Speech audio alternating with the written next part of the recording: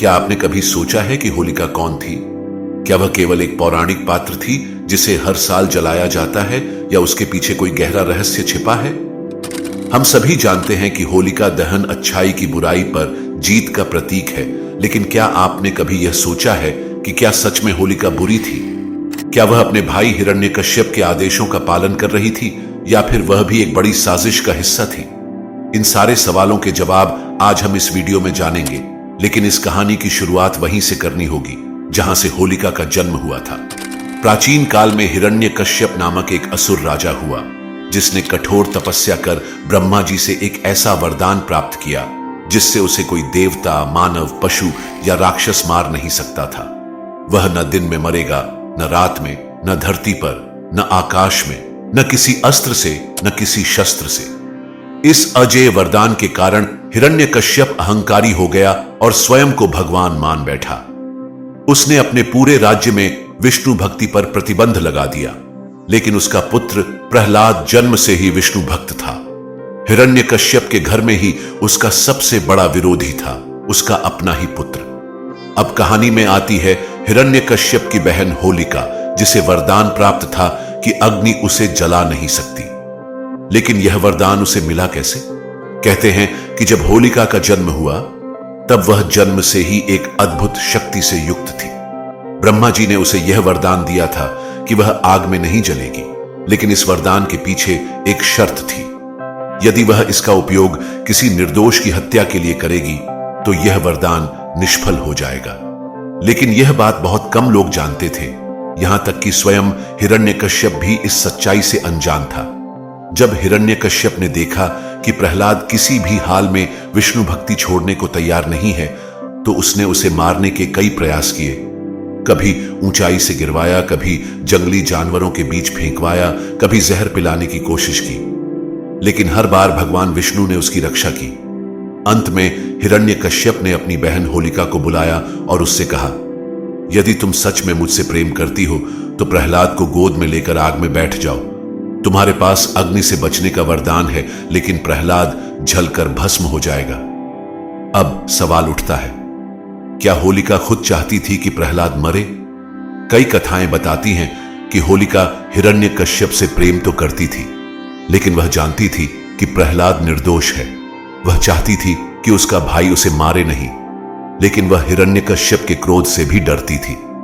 मजबूरी में उसने प्रहलाद को लेकर चिता में बैठने का निर्णय लिया। जैसे ही होलिका प्रहलाद को लेकर अग्नि में बैठी, एक चमत्कार हुआ। आग की लपटें प्रहलाद को छू भी नहीं पाईं, लेकिन होलिका खुद धू धू कर जलने लगी। आखिर ऐसा क्यों हुआ? ब्रह्मा जी के वरदान की शर्त के कारण, क्योंकि उसने अपने वरदान का उपयोग एक निर्दोष की हत्या के लिए किया था। इसीलिए उसका वरदान निष्फल हो गया और वह जलकर राख हो गई। वहीं प्रहलाद सुरक्षित रहे और उन्होंने भगवान विष्णु की स्तुति गाते हुए अग्नि से बाहर कदम रखा। अब यहां पर सबसे बड़ा सवाल यह उठता है, क्या होलिका सच में बुरी थी? कुछ लोग मानते हैं कि वह हिरण्यकश्यप के दबाव में थी, जबकि कुछ का मानना है कि वह अहंकारी थी और उसने जानबूझकर प्रहलाद को मारने की योजना बनाई। लेकिन एक और छुपी हुई मान्यता कहती है कि होलिका को पहले से ही पता था कि वह इस अग्नि में जल जाएगी, फिर भी उसने यह काम किया ताकि हिरण्यकश्यप को यह एहसास हो जाए कि उसके कर्म कितने गलत हैं। इस पूरी घटना के बाद लोगों ने बुराई के अंत और अच्छाई की जीत के रूप में होलिका दहन की परंपरा शुरू की, ताकि हर साल यह संदेश दिया जा सके कि कोई भी बुराई ज्यादा दिनों तक नहीं टिक सकती।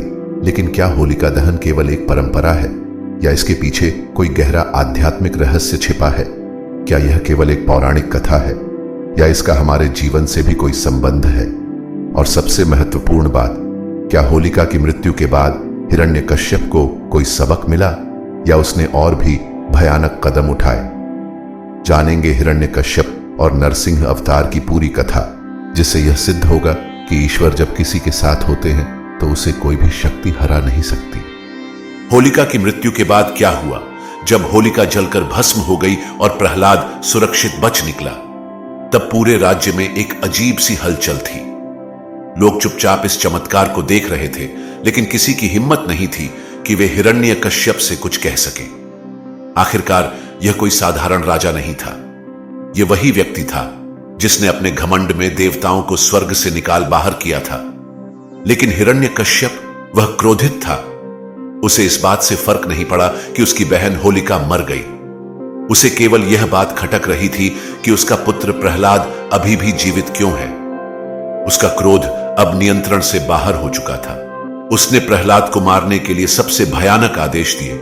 उसे हाथी के पैरों तले कुचलने का प्रयास किया गया। उसे जहरीले सांपों के बीच फेंक दिया गया। उसे ऊंचाई से गिराया गया। उसे घोर अंधेरे में बंद कर दिया गया।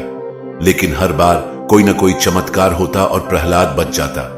क्या सच में यह केवल चमत्कार था या यह इस बात का संकेत था कि ईश्वर स्वयं हस्तक्षेप कर रहे थे? हिरण्यकश्यप की घमंड की चरम सीमा जब उसने खुद को भगवान घोषित कर दिया। अब हिरण्यकश्यप का धैर्य जवाब दे चुका था। उसने पूरी दुनिया के सामने यह घोषणा कर दी, इस संसार में केवल मैं ही भगवान हूं। कोई विष्णु, कोई महादेव, कोई अन्य देवता अस्तित्व में नहीं है।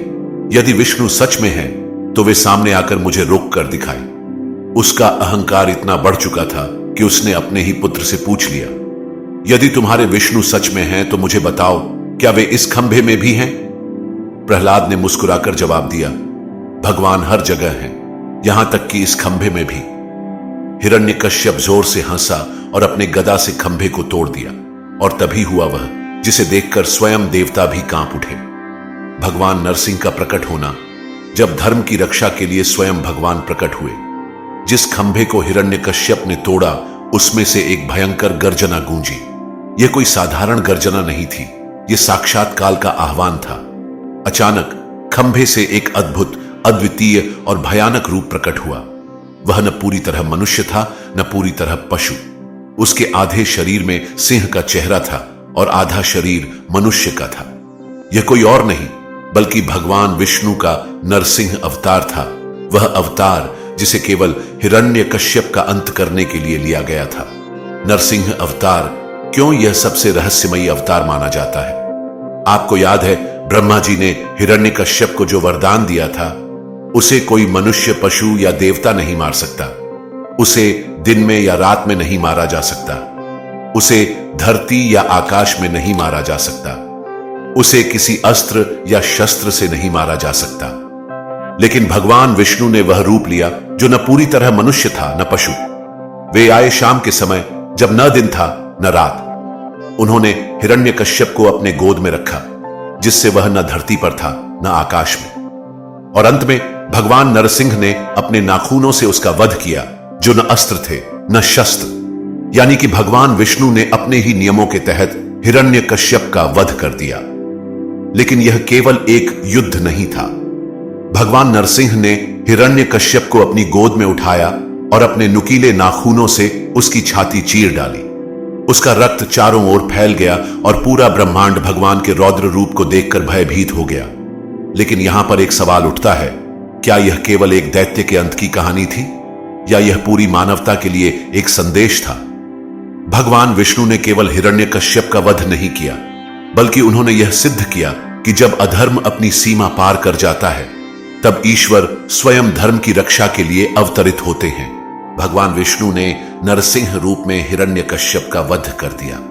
लेकिन क्या आप जानते हैं कि इसके बाद जो हुआ वह और भी रहस्यमयी और भयावह था? क्या आपने कभी सुना है कि भगवान का यह रूप इतना उग्र था कि स्वयं देवता भी डर गए? क्या यह केवल हिरण्यकश्यप के अंत की कथा थी या इसके पीछे कोई और गहरा रहस्य छिपा था? अब हम जानेंगे कि कैसे नरसिंह अवतार केवल एक असुर के वध के लिए नहीं, बल्कि ब्रह्मांड के संतुलन को बनाए रखने के लिए अवतरित हुआ था। जब भगवान नरसिंह ने हिरण्यकश्यप का वध किया तो उन्होंने केवल एक दैत्य का अंत नहीं किया, बल्कि उन्होंने अधर्म को खत्म करने के लिए अपना सबसे उग्र रूप धारण किया। उनके नेत्र अंगारों की तरह धधक रहे थे। उनकी सांसें इतनी तीव्र थी कि पृथ्वी हिल रही थी। उनका सिंह रूप दहाड़ रहा था और चारों दिशाओं में भय व्याप्त था। लेकिन समस्या यह थी कि उनका यह रूप अब शांत ही नहीं हो रहा था। हिरण्यकश्यप के वध के बाद भी भगवान नरसिंह का क्रोध उतना ही प्रचंड बना रहा। उनकी उग्र दृष्टि से असुरों की सेना भस्म होने लगी। वे बार बार दहाड़ते और सृष्टि में एक ऐसा कंपन उठता जिससे समुद्र उफान पर आ जाता और पर्वत कांपने लगते। देवता और अर्शी चिंतित हो गए। अगर यह क्रोध ऐसे ही जारी रहा तो पूरी पृथ्वी नष्ट हो सकती थी। यह पहला अवसर था जब स्वयं भगवान का रौद्र रूप भी नियंत्रण से बाहर हो रहा था, जब स्वयं ब्रह्मा, शिव और लक्ष्मी भी पीछे हट गए। देवताओं ने देखा कि भगवान नरसिंह का क्रोध दिन ब दिन बढ़ता ही जा रहा था। वे पहले भगवान शिव के पास गए और उनसे अनुरोध किए, हे महादेव, आप ही संहार करता है, कृपया भगवान नरसिंह को शांत करें। लेकिन भगवान शिव ने उत्तर दिया, यह कार्य मेरे लिए भी असंभव है। नरसिंह अवतार केवल प्रहलाद के लिए आया है, केवल वही उनकी शांति का कारण बन सकता है। इसके बाद देवता माता लक्ष्मी के पास गए, लेकिन उन्होंने भी असमर्थता जता दी। उन्होंने कहा, मैं नरसिंह रूप में भगवान विष्णु के पास जाने का साहस नहीं कर सकती। यह रूप प्रेम नहीं बल्कि केवल संहार का प्रतीक है। अब ब्रह्मांड में हलचल मच गई थी। अगर स्वयं महादेव और लक्ष्मी भी नरसिंह को शांत नहीं कर पा रहे थे तो अब कौन उन्हें रोक सकता था। अंत में देवताओं को एकमात्र उपाय दिखाई दिया, प्रहलाद, छोटा सा बालक जिसने अपने पिता की यातनाएं सह ली थी, जिसे अग्नि में जलाने की कोशिश की गई थी, जिसे बार बार मारने का प्रयास किया गया था। वही प्रहलाद जिसने अपने विश्वास को कभी नहीं छोड़ा, केवल वही भगवान नरसिंह को शांत कर सकता था। प्रहलाद बिना किसी भय के आगे बढ़ा। वह भगवान नरसिंह के सामने नतमस्तक हुआ और अपने नन्हे हाथ जोड़कर विनती करने लगा, हे प्रभु, आप मेरे कारण आए थे, अब अधर्म का अंत हो चुका है, कृपया अब शांत हो जाइए। और तभी कुछ ऐसा हुआ जो चमत्कार से कम नहीं था। भगवान नरसिंह, जो अभी तक अनियंत्रित क्रोध में जल रहे थे, अचानक शांत होने लगे। उनकी दहाड़ें धीमी पड़ने लगीं, उनकी ज्वलंत आंखें कोमल हो गईं और उनके चेहरे पर पहली बार एक शांत मुस्कान आई। उन्होंने प्रहलाद को अपनी गोद में उठा लिया और कहा, वत्स, तुम्हारी भक्ति ने मुझे बांध लिया है। तुमने यह सिद्ध कर दिया कि प्रेम और श्रद्धा सबसे बड़ी शक्ति है। भगवान नरसिंह ने प्रहलाद को वरदान दिया, तुम्हारा नाम युगों युगों तक अमर रहेगा। लोग हर युग में तुम्हारी भक्ति को याद करेंगे और जब भी कोई संकट में होगा तो तुम्हारी तरह भगवान में विश्वास रखेगा। इसके बाद भगवान नरसिंह ने प्रहलाद को राजगद्दी सौंप दी और यह घोषणा की, अब से यह राज्य धर्म के मार्ग पर चलेगा। सत्य, भक्ति और करुणा ही इसकी नींव होगी। प्रहलाद ने अपने राज्य को धर्म और न्याय के मार्ग पर चलाया और उनका नाम इतिहास के सबसे महान भक्तों में शुमार हुआ। अब यहां सबसे बड़ा सवाल उठता है, क्या यह केवल एक पौराणिक कथा है या इसमें आज भी हमारे जीवन के लिए कोई सीख छिपी है? होलिका का जलना हमें सिखाता है कि अधर्म चाहे कितना भी शक्तिशाली क्यों न लगे, उसका अंत निश्चित होता है। प्रहलाद की भक्ति हमें बताती है कि सच्चे विश्वास और श्रद्धा से सबसे बड़ी बाधाएं भी पार की जा सकती है। हिरण्यकश्यप का पतन हमें यह चेतावनी देता है कि अहंकार और अन्याय कभी भी अधिक समय तक टिक नहीं सकता। भगवान नरसिंह का अवतार सिद्ध करता है कि जब धर्म की रक्षा के लिए कुछ भी नहीं बचता, तब स्वयं भगवान प्रकट होते हैं। यही कारण है कि हम हर साल होलिका दहन और होली का पर्व मनाते हैं। यह केवल रंगों का त्योहार नहीं, बल्कि सच्चाई, भक्ति और अधर्म पर धर्म की जीत का उत्सव है। लेकिन क्या आपने कभी सोचा है कि हिरण्यकश्यप के वध के बाद भी उसके वंश में कौन कौन आया? क्या उसका राजवंश समाप्त हो गया या फिर उसमें से कोई और महान राजा भी पैदा हुआ? और क्या प्रहलाद की संतान भी उतनी ही धर्मपरायण थी जितना वह स्वयं था? लेकिन क्या यह कथा केवल यहीं समाप्त होती है? क्या प्रहलाद के जीवन में इसके बाद कोई और परीक्षा नहीं आई? क्या हिरण्यकश्यप के वंश का कोई और व्यक्ति उभरा जिसने फिर से अधर्म फैलाने की कोशिश की? और सबसे महत्वपूर्ण प्रश्न, होलिका दहन के बाद रंगों की होली क्यों मनाई जाती है? इस अंतिम भाग में हम इन सभी रहस्यों से पर्दा उठाएंगे। जब हिरण्यकश्यप का अंत हुआ और प्रहलाद को राजगद्दी मिली तो पूरे राज्य में शांति स्थापित हो गई। प्रहलाद ने न्याय और धर्म के मार्ग पर चलते हुए अपने राज्य को समृद्ध बनाया। लेकिन हिरण्यकश्यप का वंश केवल उसी पर समाप्त नहीं हुआ था। हिरण्यकश्यप का एक और पुत्र भी था, अंधक। अंधक को जब पता चला कि उसका पिता भगवान विष्णु के अवतार द्वारा मारा गया तो उसने प्रतिशोध की शपथ ली। उसने कठिन तपस्या करके भगवान शिव से वरदान मांगा कि उसे कोई भी नहीं मार सके। लेकिन उसका स्वभाव भी उसके पिता की तरह ही अहंकारी और अत्याचारी था। अंधक के बढ़ते आतंक को देखकर भगवान शिव ने स्वयं उसका वध किया और इस तरह हिरण्यकश्यप के कुल का अंत हो गया। यह कथा हमें यह सिखाती है कि भले ही अधर्म कुछ समय के लिए सिर उठा सकता है, लेकिन अंत में उसका नाश निश्चित होता है। अब तक हमने केवल होलिका दहन की बात की, लेकिन क्या आपने कभी सोचा है कि इसके अगले दिन रंगों की होली क्यों खेली जाती है? इसका संबंध भगवान कृष्ण और ब्रजधाम से जुड़ा है।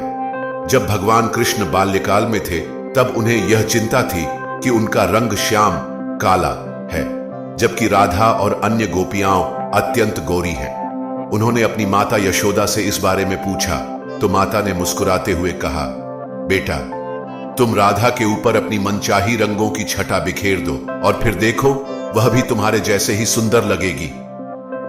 बस फिर क्या था, भगवान कृष्ण ने राधा और उनकी सखियों के साथ रंग खेलना शुरू कर दिया। पूरा ब्रजधाम गुलाल और प्राकृतिक रंगों से भर गया। राधा और कृष्ण के इस प्रेम से भरी होली को पूरे ब्रज में धूमधाम से मनाया जाने लगा। यही परंपरा आगे चलकर होलिका दहन के बाद होली खेलने के रूप में बदल गई। होलिका और होली से जीवन में क्या सीख मिलती है? अब जब हमने इस पूरी कथा को समझ लिया, तो हमें यह भी देखना चाहिए कि इसका हमारे जीवन में क्या महत्व है। एक अहंकार का अंत निश्चित है। हिरण्यकश्यप जितना भी शक्तिशाली था, लेकिन उसका घमंड ही उसकी बर्बादी का कारण बना। यह हमें सिखाता है कि कभी भी अपने अहंकार को इतना मत बढ़ने दो कि वह तुम्हें ही खा जाए। सच्ची भक्ति और विश्वास सबसे बड़ी ताकत है।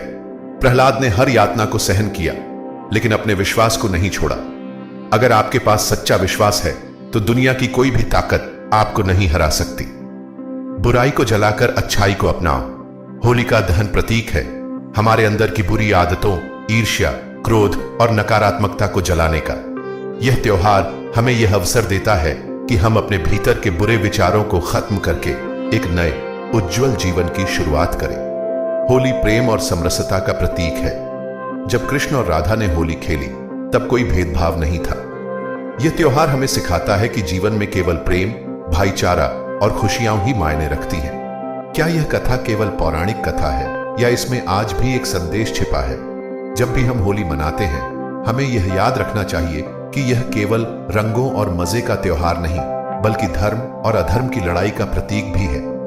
जब आप होलिका दहन करें, तो अपने भीतर की नकारात्मकता को भी जलाने का संकल्प लें। जब आप रंगों से खेलें, तो सभी भेदभावों को भूलकर प्रेम और आनंद को अपनाएं। इस तरह होली केवल एक त्योहार नहीं, बल्कि जीवन जीने की कला भी बन जाती है।